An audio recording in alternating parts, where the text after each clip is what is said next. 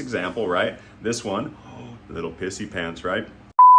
Hey everyone, and welcome back to Space Lizard Exotics. We're just hanging out in the reptile room. Look at this little gal, she's shedding right now. Crested geckos will actually eat their shed. But let's get cracking, we have a lot of things to talk about. This is Marduk, this is one of my amazing emerald tree boas. We've been getting a lot of questions online, on social media, YouTube, Instagram, TikTok, all that jazz. One of the points I want to hit, we get questions a lot about the environments that we keep our snakes in here at Space Lizard Exotics. You are always going to be reading a lot about how to keep them, everyone's opinion or what they've done, why they're doing it. The best advice I could give someone is what we're trying to do the best of is replicating their environment where they're from. Now, I know everyone has their ways of like, oh my god, you're not keeping them correctly. Why don't you have misters? Why don't you have a fogger on these green tree pythons and emerald tree boas? some people do, it's not necessary. Tried all those things, especially when you first start getting into them.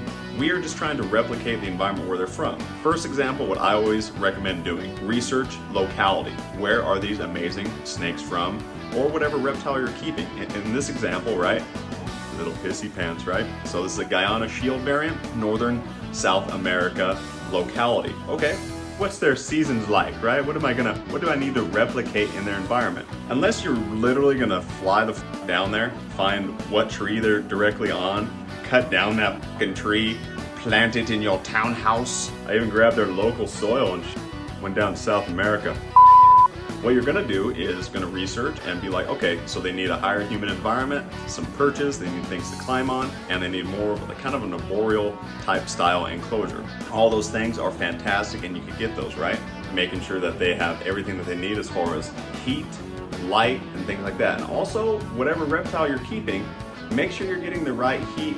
Even if, like, you know, PetSmart or one of your local pet stores or whatever tell you, definitely do your due diligence and do that research as well. So with every single change out or every enclosure change out or whatever you're doing, whether you bring the animal home from the pet store or if they ship them to you, you got to realize that you're putting them in a completely different environment that is not familiar with them. They're not familiarized with that environment whatsoever. Potentially they're not going to eat for a while. Emerald tree boas are notorious for that.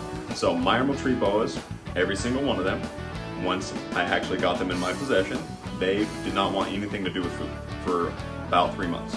Off kind of thing. Like, I'm not eating, I don't want food, I don't want live, I don't want thawed. I don't know where I'm at right now. I'm still trying to get used and suitable to my environment. Your exact environment is not going to be 100% identical to the one that they were in. So they have to adapt and get used to that, right? But one thing I do got to point out about these snakes as well, when you see a lot of breeders and keepers, look at their enclosures. Look at the enclosure that they're keeping them in. It's a very lab grade looking enclosure. There's a water dish, there's usually like a parchment or a paper towel right below there, and a perch, and of course their light. Other than that, there's nothing else in that enclosure. That does not sound like South America, right? Is it a bad thing that they're doing that? No, not necessarily. Is the snake healthy? Is it eating? Is it producing what it needs to do? Yes, that's why you see most green tree python keepers, especially breeders, they have a huge rack, they're clear, they have a perch, a water dish, and usually like a paper towel right below that water dish. That's it. That's it. They're not going above and beyond putting plants in there, they're not putting bioactive setups, and their snakes still shed, their snakes still eat, and their snakes still breed. We do kind of go a little bit above and beyond in certain ways, you know, because it's fun for us here at Space Lizard Exotics to set up fun enclosures, emerald tree boa setups. We of course put the bioactive plants in there, we put the substratum, we put the soil, springtails, and isopods in your bioactive enclosure. A wonderful cleanup crew, it's super fun.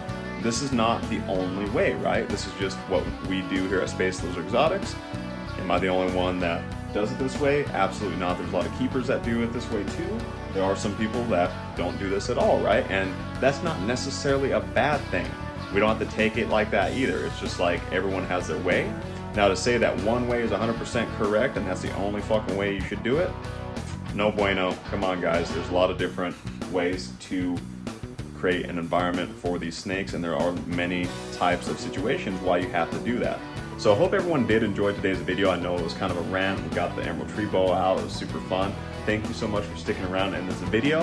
If you haven't yet, hit subscribe. That way we can stay up to date with all the amazing, cool reptilians here at Space Lizard Exotics. Also hit us up on social media, TikTok, Instagram, all that jazz. Stay rad, you amazing, wonderful humans, and we will see you all next time at Space Lizard Exotics.